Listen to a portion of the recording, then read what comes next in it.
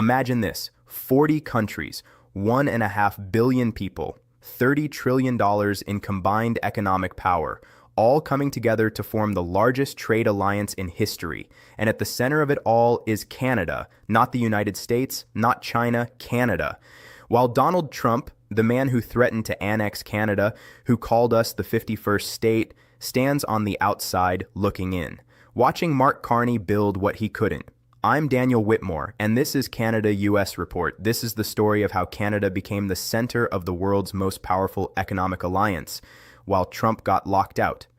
Let me start by explaining what's actually happening right now, because this is one of the most significant developments in Canadian history, and most Canadians don't even realize it's happening. On February 23rd, Prime Minister Mark Carney announced a 9-day trip to India, Australia, and Japan. The trip starts this Thursday and runs until March 7th. Now, on the surface, this might sound like a routine diplomatic visit. Prime ministers travel all the time, right? But this isn't routine. This is the culmination of a strategy that Carney has been building since the day he took office. A strategy to fundamentally change Canada's place in the world. Here's what's really happening.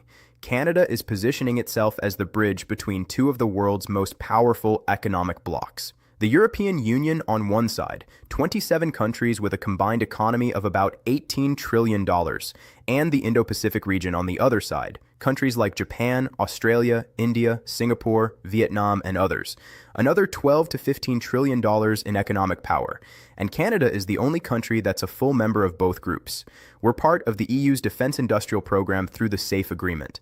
And we're a founding member of the CPTPP trade bloc in the Indo-Pacific. That means Canada can do something no other country can do. We can connect these two massive economic zones and create what Carney calls variable geometry in global trade. That's diplomatic language for building a new economic order that doesn't depend on the United States.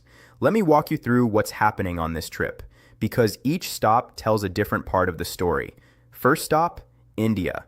Carney lands in Mumbai on Thursday, then travels to New Delhi to meet with Prime Minister Narendra Modi. Now, this is significant for several reasons. First, India is the world's fastest growing major economy. In 2024, India was Canada's 7th largest trading partner. Two-way trade between our countries was about $31 billion.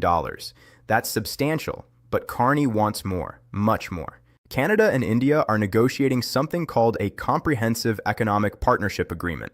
That's a fancy term for a major trade deal.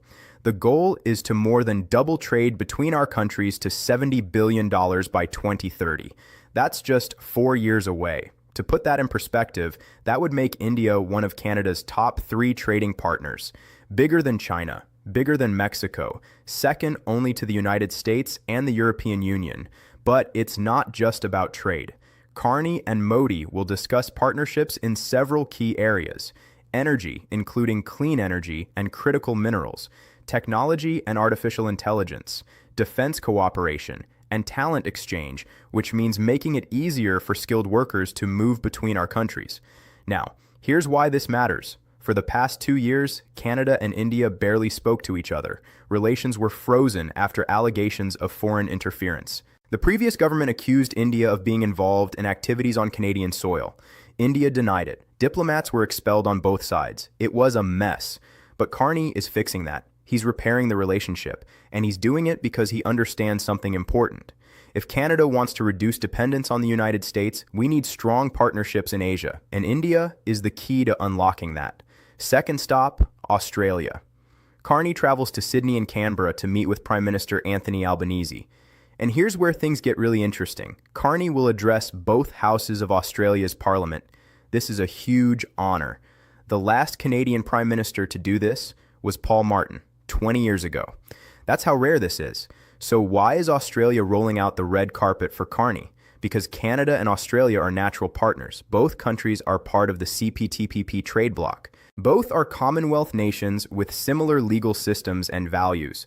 Both are middle powers trying to navigate a world where the United States is becoming unreliable. And both have something the world desperately needs: critical minerals, lithium, cobalt, rare earths, the materials needed for batteries, electric vehicles, and advanced technology. Canada and Australia together control a huge portion of the world's supply, and we're working together to make sure those minerals go to friendly countries, not to China. During his visit, Carney and Albanese will discuss deepening cooperation on defense and maritime security. That means working together to keep shipping lanes open in the Pacific, to counter Chinese influence in the region, and to support a rules-based international order. They'll also talk about artificial intelligence. Both Canada and Australia are leaders in AI research. We're developing ethical frameworks for how AI should be used. And we're positioning ourselves as the responsible alternative to American tech companies and Chinese surveillance systems. But the most important part of the Australia visit is symbolic. It sends a message to the world. Canada and Australia, two middle powers, are working together, building partnerships, creating alternatives to American dominance, and doing it successfully. Third stop, Japan. Carney heads to Tokyo to meet with Prime Minister Sanai Takaichi. Japan is the world's fourth largest economy, and it's been one of Canada's most important partners in the Pacific for decades. But this visit is about taking that partnership to a new level. Carney and Takaichi will discuss clean energy cooperation. Japan is investing heavily in hydrogen technology. Canada has the natural resources to produce clean hydrogen. It's a perfect match. They'll also talk about advanced manufacturing. Canadian companies can integrate into Japanese supply chains for electric vehicles, robotics, and semiconductors, and they'll discuss food security. Japan imports a huge amount of food. Canada is one of the world's largest agricultural exporters. As climate change makes food production more unpredictable, countries like Japan want reliable suppliers. Canada can be that supplier. But beyond the specific deals, there's a broader strategic alignment happening. Japan, like Canada, is worried about American reliability under Trump. Trump has threatened to pull back from Asia, to reduce America's security commitments, to focus on America first. That leaves countries like Japan and Canada asking, what happens if America abandons its allies? The answer Carney is proposing is simple. We work together. Middle powers like Canada, Japan, Australia, and others build our own networks, our own trade relationships, our own security partnerships, so that we're not completely dependent on the United States. Now let me explain how all of this fits together, because this trip isn't just about visiting 3 countries. It's about implementing a strategy that Carney outlined at the World Economic Forum in Davos last month. You might remember his speech. He talked about how great powers are using economic relationships as weapons, how they're imposing tariffs and making threats. And he said that middle powers like Canada need to work together. Because if we negotiate alone with a hegemon, that's a superpower like the United States, we negotiate from weakness. But if we combine forces, we can create a third path, a path that gives us real influence. Well, this trip is that strategy in action.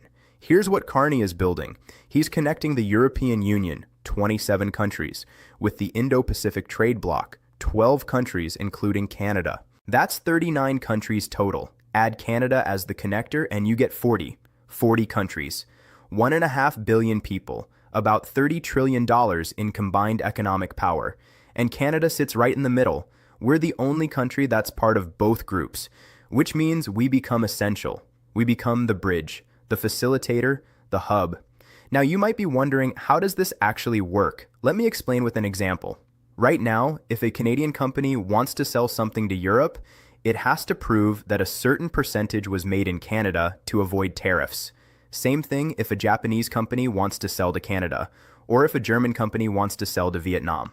But what Carney is proposing is called rules of origin cumulation. Basically, all 40 countries would count as one economic zone. So a product made in Canada with parts from Germany, electronics from Japan, and assembly in Mexico would qualify for tariff-free access everywhere. In all 40 countries, this creates a massive incentive for companies to work within this network, and it creates a massive disadvantage for countries outside the network, like the United States, which brings us to Donald Trump, and why he's watching all of this from the outside. Let's be very clear about what's happened over the past year. Trump has threatened Canada repeatedly. He's called us the 51st state. He's suggested military annexation. He's imposed tariffs on Canadian goods. He's threatened 100% tariffs if we make trade deals he doesn't like. He's tried to block infrastructure projects we paid for, like the Gordie Howe Bridge, and he's demanded that we buy American products and follow American orders. Essentially, he's treated Canada like a subordinate, not like a sovereign nation or an ally, like a territory that should do what it's told. And Carney's response has been brilliant. Instead of getting into a fight with Trump, he's simply building alternatives. He's showing the world that Canada doesn't need the United States to thrive.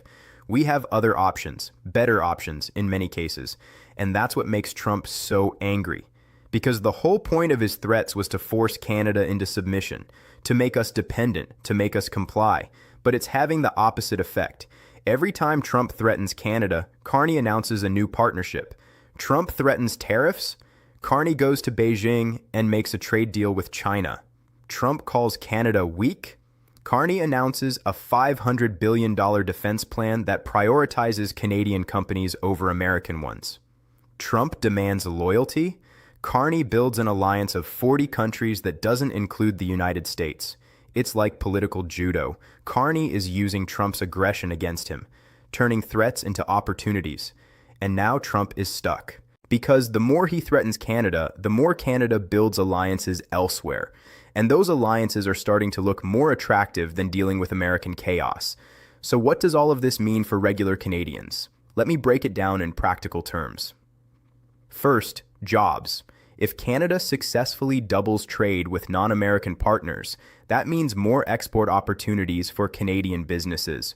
More jobs in manufacturing, agriculture, technology, and services. Carney's defense strategy alone promises 125,000 new jobs over the next decade, and those are well-paying jobs in advanced industries.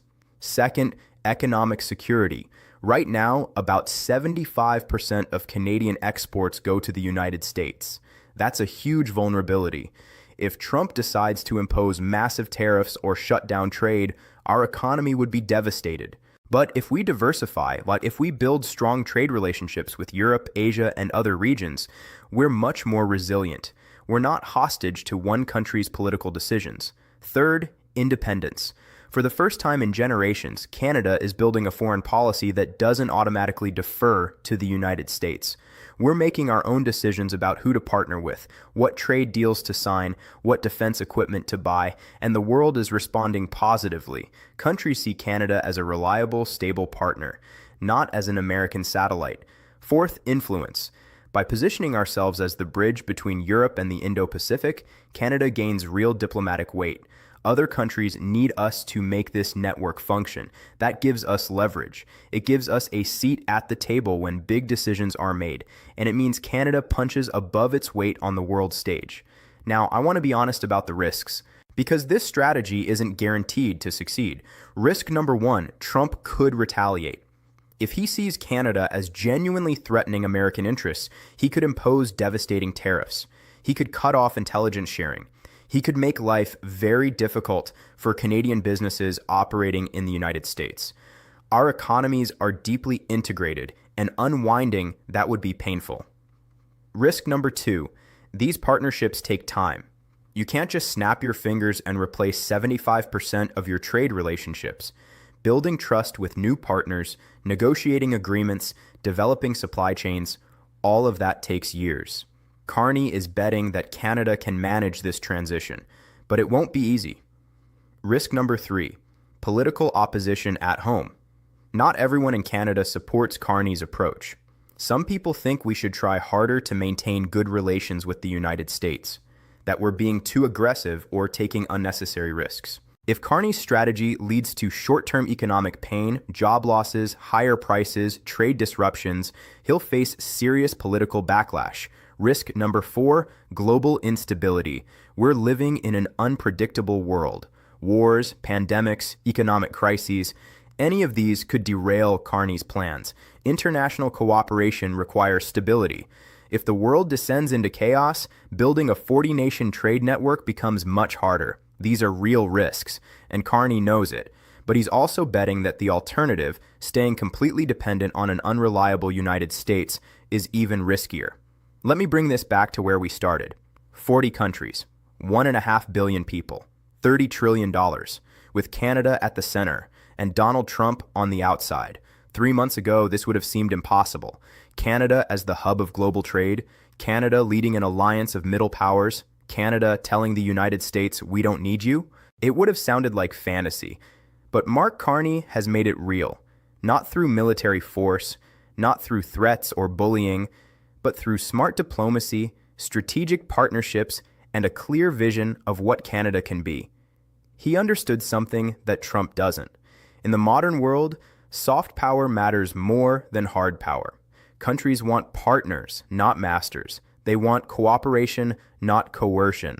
And they want leaders who treat them with respect. That's what Canada offers.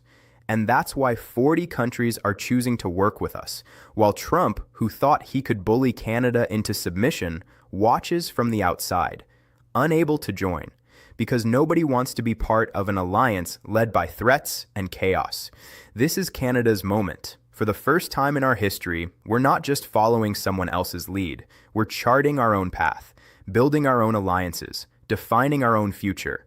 And the world is watching, not with pity or concern, but with respect. Because Canada is showing that there's another way, a better way. And Mark Carney is leading us there. I'm Daniel Whitmore, and this is Canada-US Report. If this story inspired you, hit that subscribe button, because Canada's journey is just